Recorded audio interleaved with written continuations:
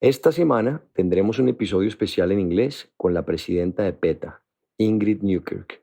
La próxima semana volveremos con la programación usual en español. For millennia, human beings believe that everything that exists on Earth, including the other living beings that live on it, is at our service. We kill animals to feed on their meat. We steal their babies' milk and remove their fur to keep us warm. Unfortunately, science has also sometimes contributed to the torture of many living beings. In 1981, a scandal shocked the world.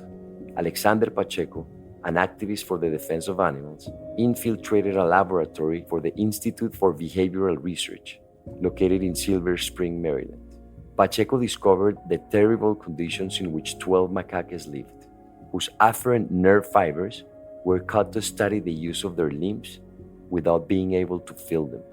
The photo he took traveled the world. In it, a macaque was seen tied by its legs while a tube pressed on its neck. However, despite the obvious pain that was seen through his body, it was his face that generated the most impact. The resignation in the eyes of an animal that probably never knew freedom and lived only for human experimentation. The complaint made by Alex Pacheco, who was also co-founder of People for the Ethical Treatment of Animals, PETA, put this organization that fights for the defense of non-human animals on the planet's radar. They're not food, they're not shoes, they're not a test tube, they're not something to stand on their head wearing a headdress in a circus. They're like me. And so that's the message we have to put out, and we have to ask people, use the power of your purse. She is Ingrid Newkirk, current president of PETA. Ingrid has dedicated her life to activism and the promotion of animal rights. Her message is not personal. It's that of thousands of people who claim that animals are not ours to experiment on, eat, wear, use for entertainment, or abuse in any other way. My name is Nicolás Ibargüen. I am a journalist, environmentalist, and nature lover. But above all, I am convinced that we must change the relationship we have with the earth and the living beings we share it with.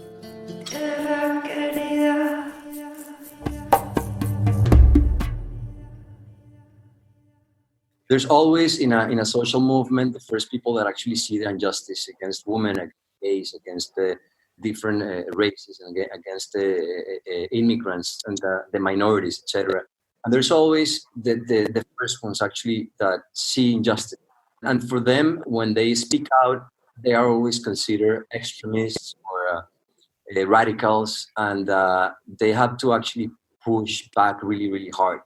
And Ingrid, of course, is starting this movement. I mean, if we at some point were actually, our society was seeing slavery as a normal thing, or the fact that women have less rights than men as a normal thing.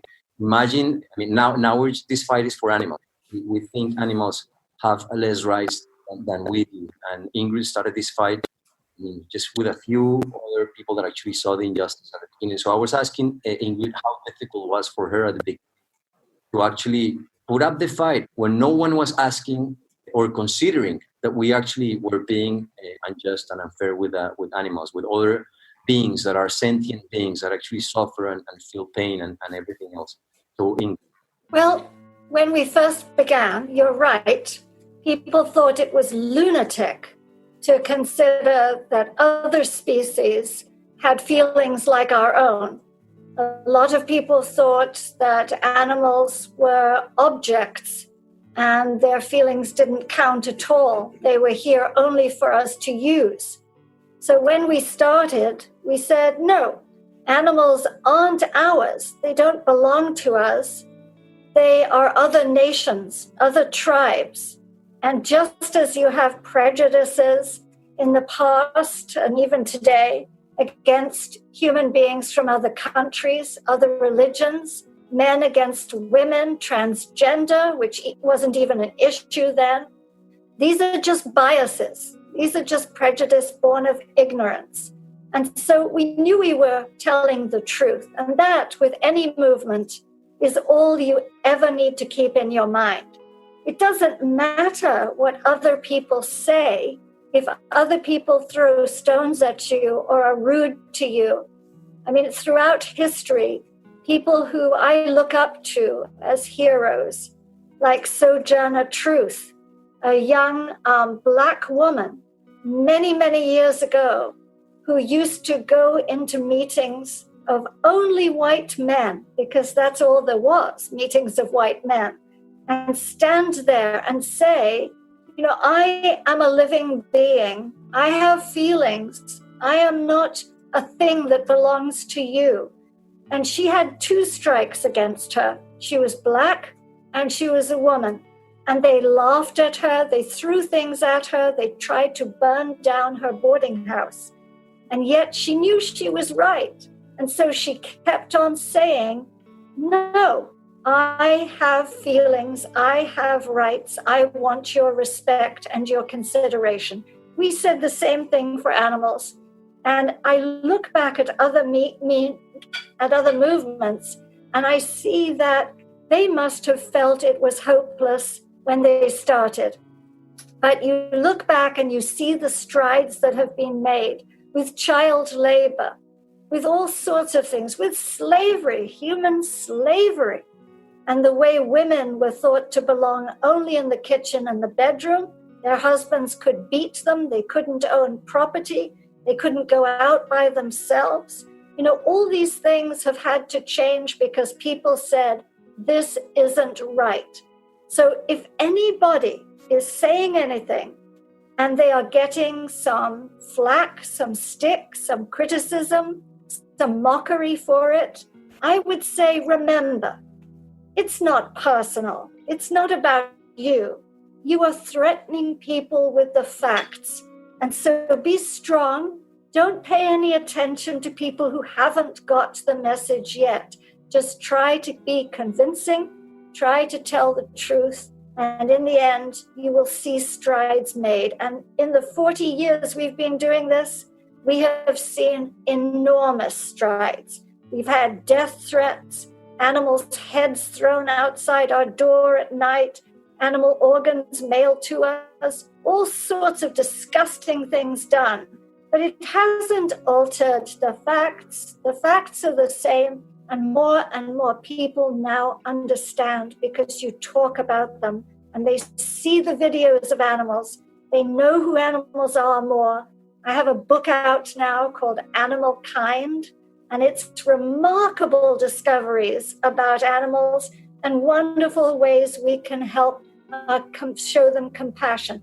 And that is what people today, not 40 years ago so much, but today are actually starting to realize is the truth. You have the fight a little bit is tougher for you than for any other movement, because at least before the ones being oppressed, at least they actually had a voice. They actually could stand behind a leader and say, hey, what you're doing is unfair against me, is unjust. I mean, you're being unfair against me. But in this case, animals don't have that. So it's another disadvantage that you have in this movement. So, how has been that extra difficulty for you? How do you see that going into the future? You're right. It's very, very difficult. But, slaves, they could say they didn't have a voice either. They were kept in shackles, in chains. They were shot if they tried to run away. And they did rise up, whereas animals are never going to rise up. I mean, a tiger might bite an entertainer, or some animal, an elephant, might crush a man with a bull hook who is prodding her. But no, they can't organize. And there are so many different tribes of animals. They do have language. They do speak. They speak to each other. In the book, I talk about the amazing communication networks they have. Elephants talking subsonically to other elephants. It's not just noise to them. They actually know the meaning of what's being said. Tree frogs can drum out their messages. The dog in your home knows 300 words on average of your language without ever being taught one. And we know none of theirs. But you're right. They can't unite, they can't organize, and they can't overcome us. So all of us are so important. Each one of us is a powerful person who must take up the animal rights cause. We have to speak for them. one of the ways we do it is we take out big billboards and we'll have a picture of an animal who you can see. That's, say, a cow looking at you. And she has the most marvelous, expressive face. You can see that she's sensitive and she's intelligent. And the words on the billboard will be, I'm me, not meat. And so we do that. You know, I'm not someone's sweater. I'm an individual. I am not a laboratory tool. I'm a person. So we try to get that message out, especially in schools, to young people who haven't had their values messed up as much as grown-ups who are making a living doing something, who have a lot going on and don't want to be inconvenienced, who don't want to change old habits. But the young particularly can see animals are my friends. I have a question for you, especially because I'm a vegan myself, of course, and I get asked the question always, and it's like, what's the hardest thing for you as a vegan? And I always say, it doesn't have anything to do with the food. The hardest thing for me is actually see the people that I love the most, the people around me that are actually supporting the very fight I am against.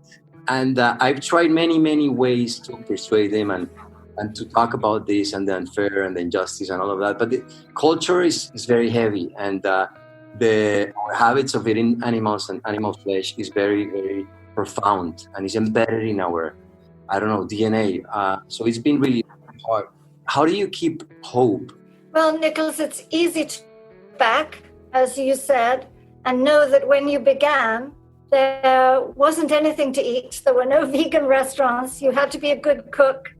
And today, you go anywhere and you can find wonderful vegan food.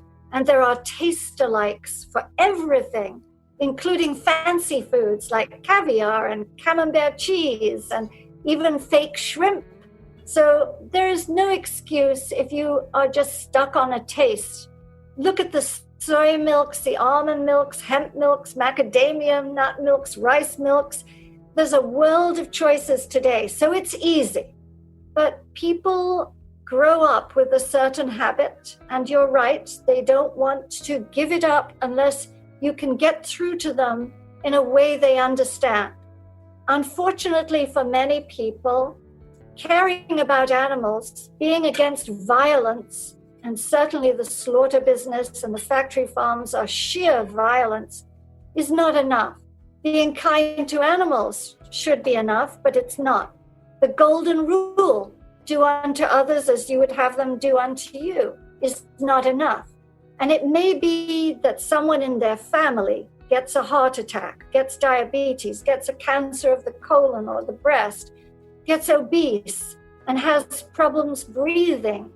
Or it may be even COVID, which came from a live animal market, that makes them open their eyes for the first time. They go to their doctor, and their doctor may say, well, you need to get away from animal products. I always say to people, please cook for others. Or if you're a bad cook like me, then buy food for them or take them to a restaurant if you can, when this is pandemic lockup is over, where they serve really tasty, good vegan food, and make sure they know which products. Share products with them. Buy them Beyond Burgers. Make them a casserole that doesn't have animal stuff in it.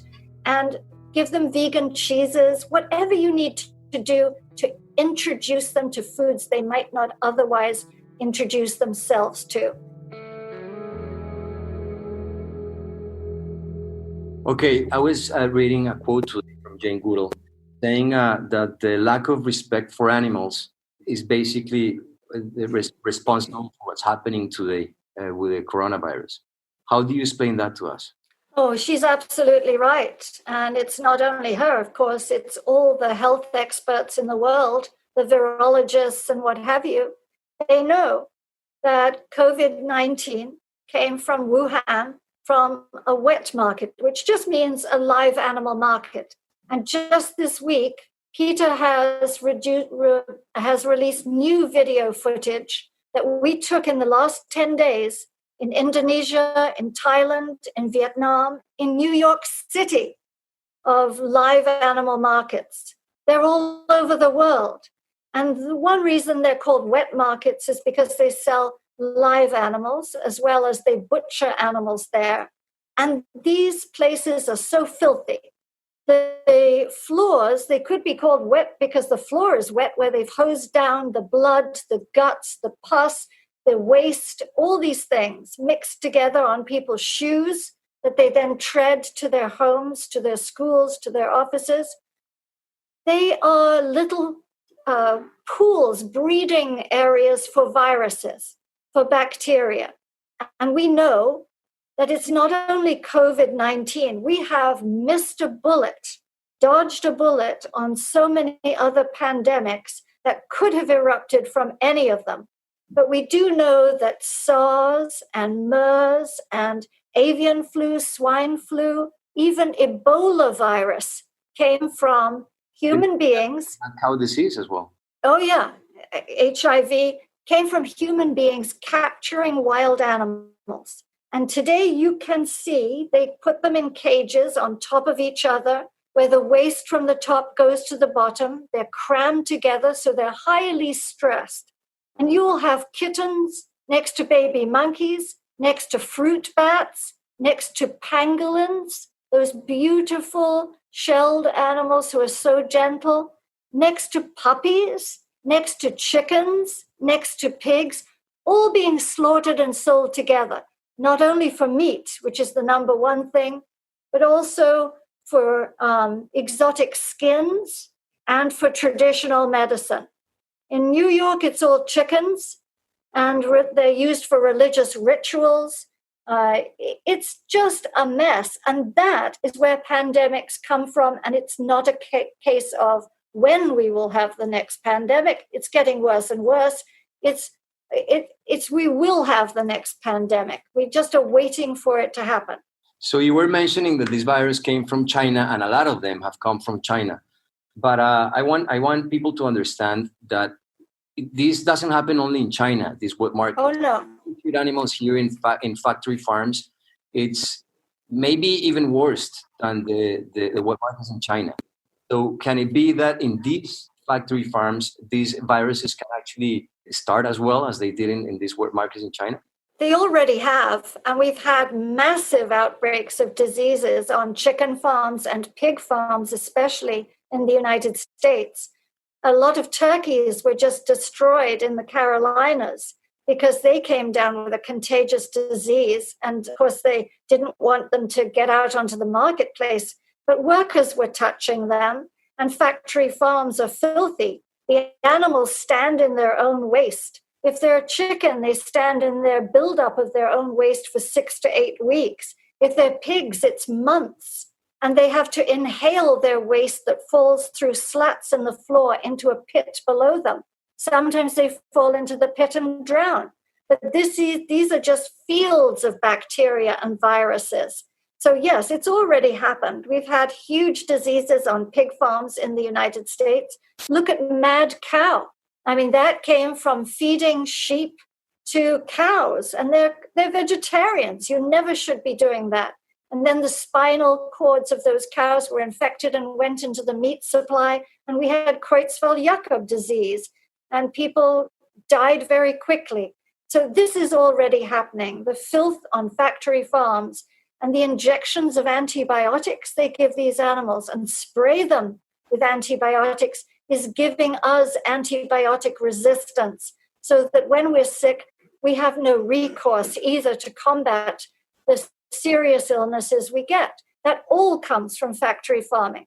Yeah, I think it's like it's a crazy number. It's like 50% on antibiotics made in the United States are used on animal farms, right? Yes, what happened in World War II when there was a food shortage is, for the first time ever, people started to crowd animals together in sheds. Before that, they had been out roaming on fields in the fresh air.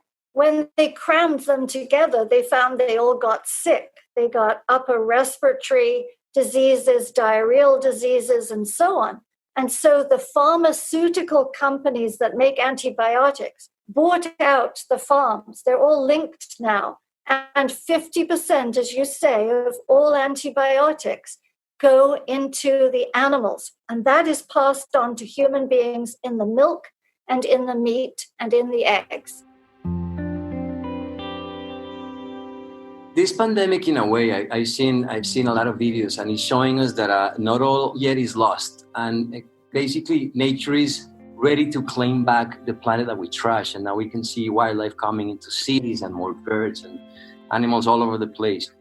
So your message to people about rethinking the way they relate to nature and relate to animals? Because I know a lot of people, I mean, they love animals, and most people love animals. They have pets. They love their dogs and their cats, but they keep eating meat and other animals. So what will be the message for everyone actually right now in their homes, like rethinking the way we connect with the planet? Because as I say, we cannot go back to what we call normal, because the way we used to live is just not normal. So what will be the message from you? We have to take personal responsibility. We can't trust our governments to do the right thing. And some of us in some countries feel that more than in others.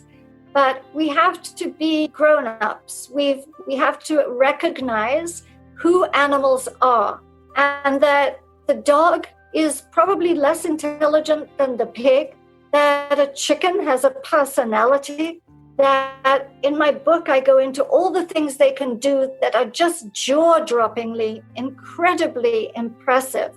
And the more we know about who animals are, the more we will respect them. But the way when I was a little girl, because I loved animals, I expressed it, was extremely bad. I wanted to have my picture taken with a parrot on my shoulder when I was on holiday. I would have loved to go to a manicure place and put my feet in a tank with little fish. You know, they throw them away when they've got enough bacteria in that tank. They don't clean it or look after them. That parrot came from the jungle, his home, taken away from the nest, from the flock. I always wanted to ride the horse carriage because I loved horses. I now know the terrible things they all go through. So I say to someone, if there's an animal in the equation, and that means a pork chop, it means ground beef, it means an omelet, you know, they're not volunteers. They didn't come forward and ask to do any of those things or be there. They were seized, they have been deprived of their lives, and you are forgetting, conveniently forgetting. Please don't forget that they feel pain, they feel hunger, they feel thirst, but they also long for freedom. They long to be with others of their own kind. They long to have choices in their lives. Even if you take your dog for a walk, don't pull him along as if, he's some inconvenience. He's another individual. He needs to smell the bushes. That's his internet. He wants to get the news. And his nose is so strong, unlike ours, that he'll know who went by, when they went by, if they were pregnant, if they were sick. He's reading all that with this amazing sense that he has that we never had or we've lost. So we need to respect them all, give them their time, give them patience, leave them alone, and look out for them. And don't let anyone, including ourselves, ever be cruel to them. I think, beautiful words, thank you. I think compassion is a very powerful word, and empathy. And I think that's the only thing that actually can carry us into a future, actually, a future that actually it's survival for all of us. And I tend to feel empathy for the people that actually are having a hard time to becoming vegan and understanding their individual impact on everything, not only the suffering of animals, but also on the planet, because eating animals has a big, big impact on the planet. We're basically, driving the 6th mass extinction where we live. So how do we tell people? How do we convince them? We're killing actually 60 billion years of land animals without counting fish. Every single year, 70 billion animals. That's just a number that is, too high to comprehend. We're 7 billion humans, a little bit more than that. and we kill 60 billion animals every year. Do you actually envision a future where actually people go vegan and don't eat animals? You envision that? I do, but for several pragmatic reasons. And you mentioned enormous numbers there. I mean, they're staggering numbers of what we are doing to other living beings and what we're doing to the earth. But I like to think each one, or maybe I don't like to think because it's painful, but each one is an individual. Each one is me. And so if you can save this one, if you can save these 200, which is what you do in a year if you don't eat them, on an average 200 you save, then do that. Everyone feels very proud if they find home for a dog. And they should be. It's wonderful. But if you stop eating animals who are just as feeling as dogs, just as sentient, you'll save 200 in just 1 year. But I think what will happen is we are going to run into enormous water shortages. We have drought. Australia is raising all these sheep, not only for wool, which vegans don't wear, but for mutton, for lamb. And many of them go to the Middle East on these live export ships. And when they get sick aboard the ships, they're tossed overboard. The way, believe it or not, women who were captive in the South American, way back, Vasco da Gama, used to be thrown overboard if they were no longer sexually attractive and nobody wanted them. I mean, it's amazing to think. And that's what's happening to sheep today. Yeah, exactly. But we are cutting down the Amazon. We're cutting down forests all over to grow crops, to feed cattle, to feed chickens. So in the most inefficient way, we can eat a pound of their flesh, whereas we have to grow acres of corn and soy to feed them. So the earth cannot sustain this. That's just practical. We can't put up with the loss of topsoil, with deforestation, with the pollution of groundwater, with the use of water. It's just not going to be possible. So there are companies springing up now that are making, as you know, in vitro meat. And this is meat from actual animal cells. And it's going to be real meat. So if someone is an absolute holdout and says, no, I don't care what you tell me about the environment or my health or cruelty or anything else, I will always eat meat, they can. In a few years, they will have real meat, but it doesn't come from slaughterhouses or from disgusting transportation and factory farms and deforestation. It'll be clean meat. But there is no reason to wait. I do think we have got every step in the ladder prepared for people to just go up and become vegan. And it's up to us to help them make that transition as quickly as possible.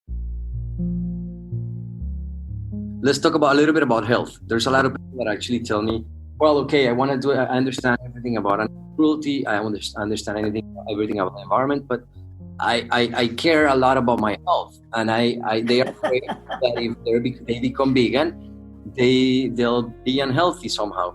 So what are your thoughts on that? I would say you have bought the lie of the advertising industry. This is not anything about health. This is about advertising. When I was younger, they used to say, go to work on an egg, have a pint of milk a day. Who said that? It was the people producing the eggs and producing the milk. Who made this myth that you need meat for protein? There's much more protein in beans. You can have pinto beans and black beans and lima beans and chickpeas, and you'll have much more protein. Not that we are suffering from a lack of protein. If you look around, there are people who are unfortunately overweight and obese, and that is our problem. So if you want to be healthy, you can just go to something like the Physicians Committee for Responsible Medicine website, pcrm.org, and there is all the physicians' health advice that you could ever want. And it will tell you, if you want to lower your blood pressure, don't just pop a pill. That'll have side effects that will come back to haunt you. If you have high cholesterol, don't just pop a pill. If you have impotence, don't pop a pill. It means your arteries are clogged. and they're getting clogged with all the fat and cholesterol from meat and dairy and eggs. An egg is like a cholesterol bomb. A glass of milk is just loaded with fat. Even low-fat milk is full of fat. So you need to get away from it all and know that there is no cholesterol in any vegan food, zero. And there is no fiber in any meat or dairy product, zero. So you're eating the wrong thing, which is making you sick, which is giving you heart attacks, cancer, stroke, all these other things, and will make your old age miserable. That is not how you want to die. I'm 70. I don't take any pills, any supplements. I've been vegan for 40-some years, and I think I'm doing okay. Yeah, I always... Occasionally I fall down and break something, but that's just because I'm a klutz. Yeah, I always ask myself, hey, at what point in life did we decide that to drink another animal's milk was something that was going to be healthy for us? I don't understand that part, but anyway. Well, we have a wonderful video. It's on our website, and we do a taste test of milk, and we have people come up and taste it, and they say, oh, this is nice. This is, really super rich and so on. And in the end, they say, what kind of milk is it? And we say, it's dog milk. And they spit it out. Yeah, and they're so upset. And you say, well, excuse me, why would you drink milk from one animal, a cow, and not from a dog or a rat or a giraffe or a monkey? Why? Who told you that a human being needs to drink milk from a cow that's meant for her baby, and you take her baby away and make veal out of him so that you can steal that milk and make it into pizza topping or some rubbish? I'm a big believer in the power of the individual. I think we as human beings, each one of us, have a lot of power to change things. And I'm a big believer of that, because sometimes I get asked this question like, yeah, but it's just me that I'm just having a hamburger, what impact I'm going to have, or a chicken finger or whatever. But I'm a big believer in the power of the individual. And I always keep telling them, hey, the amount of power that you as an individual you have today compared to a human being 200 years ago, you'll be a superhero right now just because you have access to fossil fuels. So I really believe in the power of the individual. What's your message on that? Well, I think you could ask anybody. Name 6 individuals who have changed things. They were only one person, whether it was Martin Luther King or it was Cesar Chavez or it was Nelson Mandela, Sojourner Truth. I mean, you have no problem just rattling off people who've changed the world. But people think, oh, well, I'm not like them. You are. And the thing is that if you do your part, if you are responsible, then somebody next to you does their part. Here on this show, each one of us is doing our part. Soon we have an army of the kind, an army of compassionate people. And you want them to become the mainstream. And that's what's happening as you look around and you see vegan clothing, vegan foods, everything, people turning away from the circus, going to virtual reality. The mainstream is changing. You don't want to be stuck as an old survivalist with your old taste doing that thing. But also when people say, oh, well, it's just one hamburger or one steak, it'll be another one and another one. And if they could see in the slaughterhouse, if they could just see on the truck, if they could look into the eyes of that animal, and there are enough videos where they couldn't live with themselves. And people will say, don't show me, I want my steak. And they know, because if you do show them and they do look, if they're a decent person, any decency in them, they're not going to say, oh yes, take my money and kill that animal. Take my money and cause that animal suffering. But you could look at it in another way too, is I just want to rape this one woman. I just want to sexually accost that one child.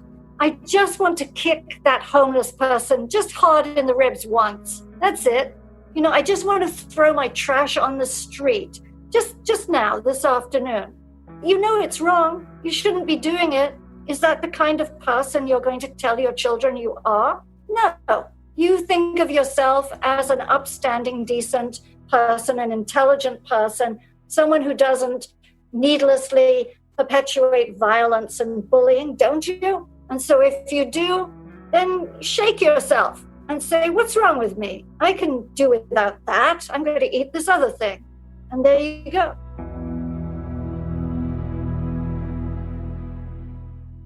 Okay, let's talk about, because I totally agree with you, just the power of us just making decisions of not doing that. But let's talk about the power of activism. Because nowadays, I think that, we're too many. And in order to change the way we live and make this world actually a sustainable world, so our children can actually grow and knowing the nature that we had the luck, I guess, to know, even though we already received a degraded world, I think the future will look worse than that if we don't change the way we live. So I think we need a little bit of activism from everyone. So tell us about the power of that, the power of activism, because you guys are experts in that. Activism is so easy. You can incorporate it into almost everything you do. Your conversations, say you're at the supermarket after this lockdown is finished, and you pick up a vegan product.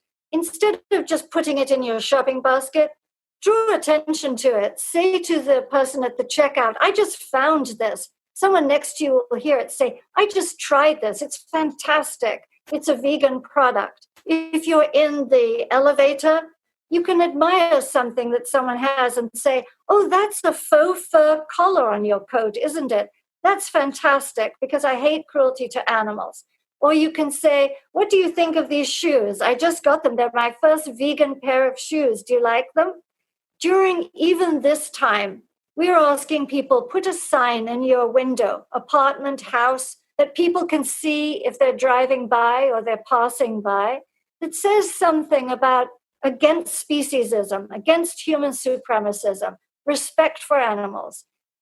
If you have a child in school, or you're a teacher, or your grandmother or a parent, make sure that that child isn't going to dissect. There are alternatives to all those things. If you're buying a cosmetic or you're cleaning your floor, make sure to buy a product that has the Leaping Bunny logo on the back and says no animal tests, no animal ingredients.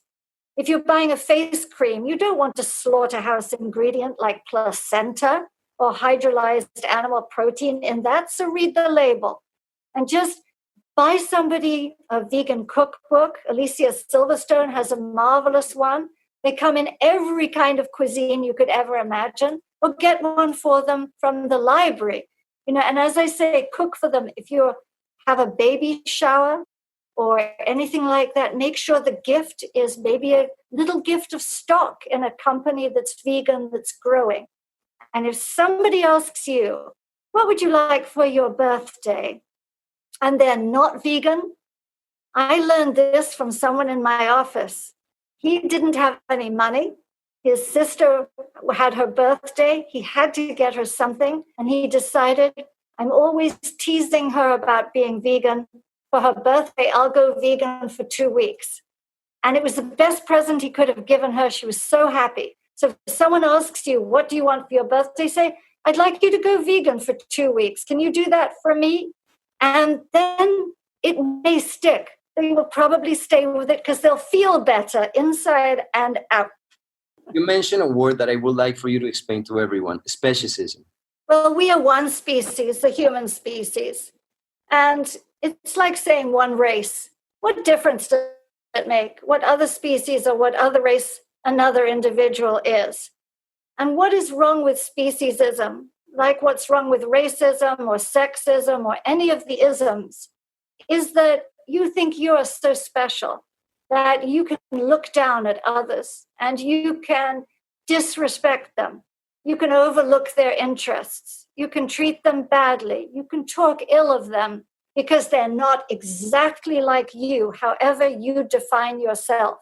So it's against human supremacism because we've come to think of ourselves, human beings, as some kind of gods And then we think of all the other species as just here for us to exploit. They are hamburgers on the hoof. They are handbags that haven't been skinned yet. They are something that you're going to test a chemical on, or they are somebody you're going to put in a cage and make them do tricks for you, like the swim with dolphins. What a terrible thing. They don't belong to you. You let them go. They're not yours. So against human supremacism means that you recognize that supremacism itself is wrong, and there is a principle that guides all movements against oppression. The victim's identity is not important, but what you do to that other is. And so be sure you are not expressing yourself through racism, sexism, speciesism, ageism, any of those things. We are one great orchestra of life, and everybody may play a different instrument, someone once said, but we should all be in this together and respect the others. Another question that I get a lot is that I have a baby, and people, mothers with newborns, they want the best for their baby, so they're very afraid of not giving what the doctor recommends, like milk, chicken as soon as they can eat chicken, and I keep telling them, and I have a 2-year-old, and he's vegan, and he's the healthiest kid you can never. It's beautiful and strong and everything, but it's a tough conversation whenever you have someone with a newborn, because of course a mother wants intuitively everything the best for their newborns. So what's the message for people that actually hear that have kids, newborns, about? Well, if you can breastfeed, of course, at the beginning, breastfeeding is best, but make sure your own milk is pure, which means you should be vegan. So you won't have those antibiotics and those chemicals and those other drugs that are fed to chickens especially, and to other animals. And, there are so many hormones that are fed to chickens and cows now. That is the last thing that you want to be putting in your baby. But mothers are going to want good, solid medical advice. And that's why I go back to Physicians Committee for Responsible Medicine website. They have pediatricians, they have nutritionists, and they will map it all out for the mother. It's there on the website. Most doctors, ordinary doctors, sad to say, do not even get 1 hour of nutrition education in their medical education, not even 1 hour. So all they're doing is saying what they heard in advertisements, the same as we heard in advertisements. And so, most of them don't know. And so go on the website and have a look. We are running out of time, aren't we? Okay, Ingrid, thank you very much. Everyone loved your talk. I appreciate it again. Thank you very much. See you one day. See you. Bye. Ciao. Thank you so much. Bye. Ciao.